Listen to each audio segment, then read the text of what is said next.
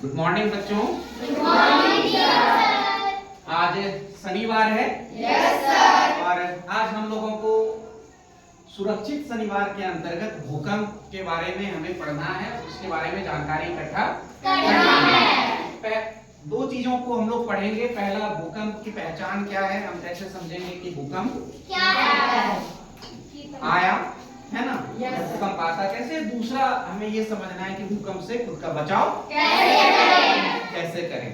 तो सबसे पहला बात बेटा, भूकंप क्या है। अच्छा, आप में से कोई है जो बता सकते हैं कि भूकंप क्या है? कोई नहीं? हाँ बोलो बेटा।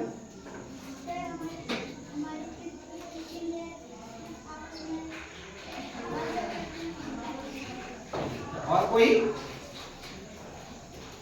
बेटा, एक कहानी तुम लोगों ने सुना होगा अपने घर में, अपने दादा से, अपने दादी से, नाना से, नानी से, किसी से, माता पिता, किसी से भी सुना होगा।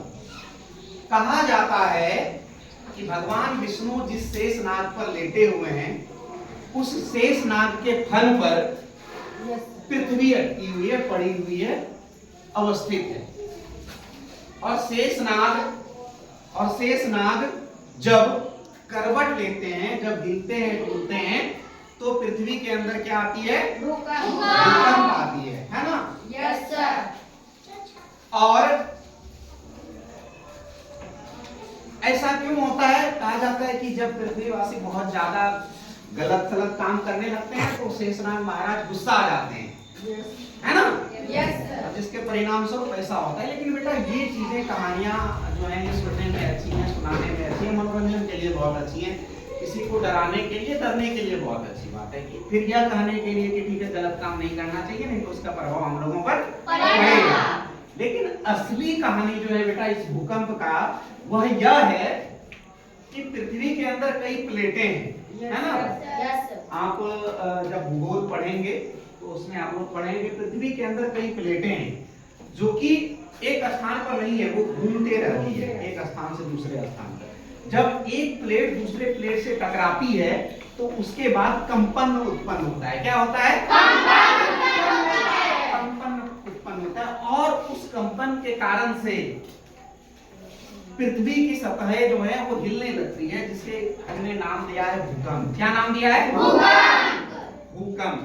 तो यह बात है बेटा कि पृथ्वी के अंदर जो प्लेटें हैं वो जब आपस में टकराएंगी, प्लेटें जितनी तीव्रता से टकराएंगी, मान लो कि प्लेटें ऐसे आई और आराम से टकराई, तो भूकंप के तरंगों की गति जो होगी वो कम होगी। लेकिन जैसे ही ज्यादा जोर से टकराई तो आप देखेंगे कि ऐसे टकराई तो हाथ हम लोग का पीछे चले जाता है, ऐसे टकराई ऑटोमेटिक हाथ पीछे की हो जाता है, जाता है। तो जैसे ही प्लेटें टकराती है तो उसके टकराहट से कंपन उत्पन्न होता है, और जितनी तेजी से प्लेटें टकराएंगी कंपन उतना तेज होगा, है ना? Yes sir. भूकंप उतना ही तेज आता है। ये बात आप लोगों को समझ में आ गई? Yes sir. अब एक बात हम लोगों को और समझना है बेटा कि भूकंप की तरंगे एक समान नहीं होती हैं, एक तरह की नहीं होती है। भूकंप की तरंगे तीन प्रकार की होती हैं। कितने प्रकार की? तीन प्रकार की। हमने पहले से लिख के रखा है। देखिए, भूकंप की तरंगे पी टाइप, एस टाइप और एल टाइप। पी टाइप के तरंग को बेटा प्राथमिक तरंग कहा जाता है। क्या कहा जाता है? प्राथमिक तरंग कहा जाता है। मतलब भूकंप जहां से शुरू हुआ, जिस पॉइंट से शुरू हुआ, वहां पर जो तरंग है उस तरंग को हम कहेंगे प्राथमिक तरंग। क्या कहेंगे? प्राथमिक तरंग कहेंगे। उसके बाद है बेटा द्वितीयक तरंग। क्या है? द्वितीयक तरंग वो है एस टाइप की तरंग। मतलब जिस बिंदु से भूकंप उठा उसके आसपास के क्षेत्र में जो तरंग होती है वो होती है एस टाइप की तरंग। किस टाइप की तरंग? एस टाइप की तरंग। और सबसे अंतिम तरंग जो होता है बेटा, पीक पॉइंट, जिस पॉइंट से भूकंप शुरू हुआ होता है, उद्गम स्थल से सबसे अंत में जो तरंग होता है, दूर, सबसे दूर, वो होता है सतही तरंग, जिसे कहते हैं एल टाइप तरंग। क्या कहते हैं? एल टाइप तरंग। अच्छा बेटा, भूकंप को समझने के लिए हम एक उदाहरण लेते हैं। आप लोग नदी या तालाब के किनारे गए होंगे, नहर के किनारे गए होंगे, और खेलते खेलते में आपने ऐसा किया होगा कि एक पत्थर उठाया होगा और पानी में दे मारा होगा। Yes, sir. ये अमूमन सबने मैंने भी किया है, Yes, कोई sir. नई बात नहीं है ना। खेलते खेलते हम लोग करते हैं, मार दिए, है ना। तो तुमने देखा होगा कि पत्थर मारने के बाद क्या होता है कि जिस जगह हमने पत्थर मारा उसके चारों बगल क्या होता है, एक तरंगे आ जाती है ऐसे ऐसे, Yes, sir. पानी ऐसे ऐसे करके Yes, लगता sir. है, Yes, sir. है ना। भूकंप भी वैसा ही है बेटा। जिस जगह तरंग आती है, जिस जगह भूकंप शुरू होता है, जो उद्गम स्थल है उसका, उसके चारों बगल एक तरंग चलने लगती है ऐसे ऐसे करके। जैसे पानी में हलचल ऐसे ऐसे होता है ना, Yes, sir. वैसे ही करके हलचल होने लगती है। और उसके परिणाम स्वरूप क्या होता है कि जैसे पृथ्वी ऐसे ऐसे हिलना शुरू किया तो भूकंप आया और वो नुकसान देना शुरू करेगा। पृथ्वी का सतह जब तक स्थिर है, समतल है, तब तक सही है। जैसे ही हिलना शुरू किया, उस पर जो भी बने हुए हैं, मकान बने हुए हैं, पेड़ हैं, पौधे हैं, फूल हैं, वो सारे चीजों को नुकसान पहुंचाना शुरू कर देता है। और उसके बाद क्या करता है, सारे चीज टूट टाट जाते हैं, जिससे कि बहुत नुकसान हो जाता है। अच्छा, इसमें तुम्हारे दिमाग में एक बात आ रही होगी कि अगर भूकंप की तरंगें 3 टाइप की होती हैं, पी, एस और एल टाइप की, तो इसमें आपको लगता होगा कि इसमें सबसे खतरनाक कौन सी तरंग होती है? क्यों? बेटा, जैसे आपने पानी में पत्थर मारा, Yes, sir. पत्थर मारने के बाद आपने गौर किया होगा कि जिस जगह हम पत्थर मारते हैं उस जगह की तरंगे ज्यादा हलचल नहीं करती है, लेकिन उससे थोड़ी दूर पर जो तरंगे होती हैं, उसकी बगल की तरंगे वो ज्यादा हलचल कर रही होती है, ज्यादा मूव कर रही होती Yes, sir. है ना। तो जो ज्यादा मूव कर रही है जो तरंग, वो सबसे ज्यादा खतरनाक होती है, सबसे ज्यादा नुकसानदेह होती है, जो कि होती है एस टाइप की तरंग। किस टाइप की तरंग? S type की तरंग। और जो सबसे दूर हो गया, दूर जाकर, वो एल टाइप की तरंग होती है, जिसे कहते हैं हम लोग सतही तरंग। ये भूकंप और भूकंप की तरंग, यहाँ तक बात समझ में आ गई आप लोगों को? Yes, sir. अब एक काम करेंगे हम लोग बेटा, ये जानने का कोशिश करेंगे कि अगर भूकंप आ गया तो हम लोग क्या कर सकते हैं, भूकंप से बचाव के क्या उपाय है ना। Yes, जरूरी है ना, मान लीजिए कि कहीं है हम लोग और भूकंप आ गया, तो हम लोग खुद को कैसे बचाएंगे? Yes, sir. आइए 4-5 पॉइंट को हम लोग जानते हैं, समझते हैं। बहुत ज्यादा वो नहीं है, बहुत आराम से हम लोग इन बातों को समझ सकते हैं। पहली बात बेटा, जैसे हम लोग मान लो कि कक्षा में बैठे हुए हैं, Yes, sir. भूकंप आ गया, क्या करेंगे? क्या करेंगे? जितना जल्द हो सके हम लोग कोशिश करेंगे कि मैदान में, मैदान मतलब ऐसा जगह जहां पर हमारे ऊपर कोई चीज गिरे, ऐसा आशंका ना हो, है ना।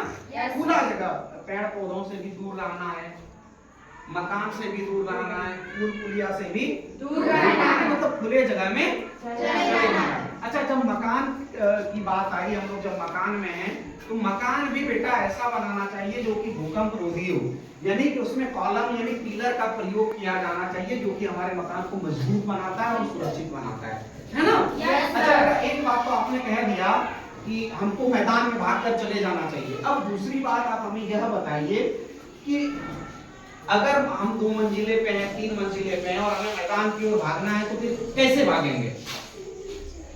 तो बेटा हमेशा याद रखना, बिल्डिंग में, बड़े बिल्डिंगों में लिफ्ट लगे हुए होते हैं, लेकिन अगर भूकंप आए तो हमें किसी भी सूरत में लिफ्ट का प्रयोग नहीं करना है। हमें सीढ़ियों से उतरते हुए मैदान की ओर जाना चाहिए।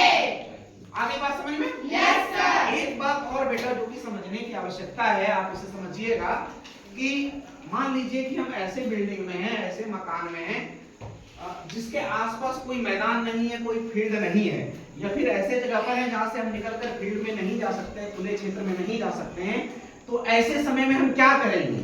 ऐसे स्थानों में हम करेंगे बेटा कि कोई मजबूत चीज जो मजबूत लकड़ी का हो, लोहे का हो, ऐसा कोई चीज, उसके अंदर हम लोग चले जाएंगे। जैसे मजबूत पलंग हो, चौकी हो, टेबल हो, मजबूत बेंच हो, इन चीजों के अंदर हम लोग जाके आराम से बैठ जाएंगे। और अगर कोई सामान ऐसा नहीं है जिसमें छिप सके और निकल कर भाग भी ना सके, खुले स्थान पर जा भी ना सके, तो हम ऐसे समय में क्या करेंगे? ऐसे समय में हम घर का कोना तलाशेंगे, जो जहाँ की पिलर होता है वहां पर भूकंप नुकसान नहीं पहुंचा पाता है या फिर बहुत कम पहुंचा पाता है, जिससे कि या तो हमें नुकसान नहीं होगा और अगर होगा भी तो बहुत ही कम होगा। ये बात आ गई समझ में बेटा? Yes sir. अब दूसरी बात समझने का प्रयास करो बेटा कि अगर तुम कहीं जा रहे हो, गाड़ी में हो, गाड़ी चला रहे हो और भूकंप आ गया तो ऐसी स्थिति में हम क्या करेंगे? गाड़ी रोकेंगे, गाड़ी से निकलेंगे और मैदान की तरफ चले जाएंगे, गाड़ी में बैठे नहीं रहेंगे। भूकंप आने के क्रम में, भूकंप आया हो तो ऐसी स्थिति में हम कोई पुल पुलिया पार नहीं करेंगे और भूकंप आने के जस्ट बाद भी पुल को पार करने का कोशिश नहीं करेंगे। क्यों? क्योंकि हो सकता है कि भूकंप के कारण से उस पुल को या उस पुलिये को नुकसान पहुंचा हो और जैसे ही हम उस पुल या पुलिया को पार करने का कोशिश करते हैं तो पुल या पुलिया गिर जाता है, जिस कारण से जान माल की हानि हो सकती है, हमें नुकसान पहुंच सकता है ना? और क्या चीजें हो सकती हैं बेटा भूकंप से बचने के लिए? आपके दिमाग में और कोई ऐसा चीज है जो कि भूकंप से बचने के लिए हमें करना चाहिए? बताइए। एक बात बताइए आप लोग, भूकंप की स्थिति आ गई, ऐसे में आप लोग बहुत सारे लोग हैं विद्यालय में, छोटे बच्चे भी, आपके छोटे भाई बहन भी हैं, तो ऐसी स्थिति में आप क्या करेंगे? ऐसी स्थिति में बेटा आपकी जिम्मेदारी बन जाती है कि सबसे पहले आप अपने छोटे भाई बहनों को लेकर सुरक्षित स्थानों पर जाएं। क्यों? क्योंकि उन छोटे बच्चों को, आपके छोटे भाई बहनों को यह समझ नहीं है कि ऐसी स्थिति में क्या करें, वो घबरा जाएंगे, इधर उधर दौड़ने लगेंगे या फिर समझ नहीं पाएंगे कि उन्हें क्या करना है। तो ऐसी स्थिति में आपकी जिम्मेदारी बन जाती है कि आप अपने छोटे भाई बहनों को सबसे पहले सुरक्षित स्थानों पर। अब मान लो भूकंप आया, भूकंप आकर चला गया, जो नुकसान होना था नुकसान हो गया, उसके बाद हम लोग क्या करेंगे? ऐसी स्थिति में एक काम करेंगे बेटा हम लोग कि जो लोग इस भूकंप से पीड़ित होंगे उन्हें सहायता प्रदान करेंगे। मान लो कि किसी के ऊपर कोई चट्टान वट्टान गिर गया या कहीं कोई दब गया तो उसे निकालने का कोशिश करेंगे, उन्हें प्राथमिक उपचार देंगे, अस्पताल पहुंचाएंगे, आदि काम हम लोग करेंगे। इसके लिए हम लोग क्या कर सकते हैं? विद्यालय स्तर पर संगठन बना सकते हैं, ग्रामीण स्तर पर संगठन बना सकते हैं, है ना? और सरकार के द्वारा भी आप जानते हैं एनडीआरएफ एक टीम होती है जो कि प्राकृतिक आपदाओं में लोगों का मदद करती है। ऐसे स्थिति में जो आपातकालीन फोन कॉल की सुविधाएं हैं, जो नंबर है उस नंबर पर हमें फोन करना चाहिए और जानकारी देनी चाहिए कि यहाँ ऐसी स्थिति उत्पन्न हो गई और लोग घायल हैं, उन्हें उपचार की आवश्यकता है। तो सरकार तत्काल उनका मदद करने का प्रयास करेगी और उन्हें सही उपचार दिया जाएगा, जिससे कि हम उसका जान बचा सकते हैं। तो भूकंप की ये कहानी थी बेटा। मुझे समझ में आता है कि आप लोगों भूकंप क्या, कैसे और कैसे बचें, ये बात आप आसानी से समझ सकें होंगे। क्या आपको बात समझ में आई? Yes sir. तो भूकंप अगर आएगा तो आप अब बच सकेंगे भूकंप से? Yes sir. जो चीजें बताई गई इन्हें आप ध्यान में रखेंगे और भूकंप आए तो घबराएं नहीं, शांति से बुद्धि का प्रयोग करते हुए, सबों को बचाते हुए खुद भी बचें और सुरक्षित स्थान पर जाएं। चलिए आज के इस सेशन के लिए आप लोगों को बहुत बहुत धन्यवाद। मुझे ऐसा लगता है कि आप लोग अच्छे से समझे होंगे और आपको आनंद आया होगा। Yes sir.